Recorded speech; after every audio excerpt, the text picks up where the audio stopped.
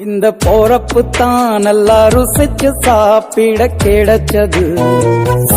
ஆஹா ஆஹா, அத நினைச்சுத்தான் மனோ உலகம் முழுவதும் பருக்குது. அட சுட சுட அட சுட சுட அந்த மதுர மல்லிப்பூ இட்லியே மீன் குழம்புல கொஞ்சம் புரட்டி சாப்பிட எச்சிலு ஊறுது உள்ளுக்குள்ள. இந்த போறப்பு தான் நல்லா ருசிச்சு சாப்பிட கிடைச்சது.